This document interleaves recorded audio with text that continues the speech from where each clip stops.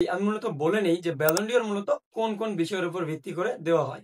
Ballon ডি'র voting সিস্টেমটা ৩টি বিষয়ের উপর বিবেচনা করে দেওয়া হয়। প্রথমটা হচ্ছে ইন্ডিভিজুয়াল ব্রিলিয়ান্স, মানে একটা খেলোয়াড় কতটা গোল, অ্যাসিস্ট বা তার যে পারফরম্যান্স, তার রেটিংস, এসব বিষয় প্রথমে বিবেচনা করা হয়। দ্বিতীয় যে বিষয়টি বিবেচনা করা হয় সেটি হচ্ছে ট্রফি কালেকশন, মানে পুরো একটা সিজনে একটা প্লেয়ার কতগুলো ট্রফি উইন করতে পারে সেটা। এবং তৃতীয় যে বিষয়টি রয়েছে সেটি হচ্ছে অন দ্য পিচ এবং অফ দ্য পিচ, মাঠে এবং মাঠের বাইরে সেই খেলোয়াড়টার খেলোয়াড় সুলভ আচরণ, মানে ফেয়ার প্লে, এই বিষয়টি বিবেচনা করা হয়। এইসব বিষয় বিবেচনা করে সাংবাদিকরা ভোটিং সিস্টেমের মাধ্যমে তাদের জয়ীকে নির্বাচিত করেন।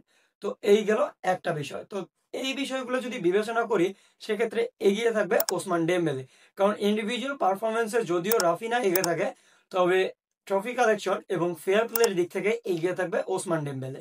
যদি এখানে ফেয়ার ভোটিং সিস্টেম হয় সেক্ষেত্রে এই দুইজনের মধ্যে যে কোনো একজন জয়ী হবে।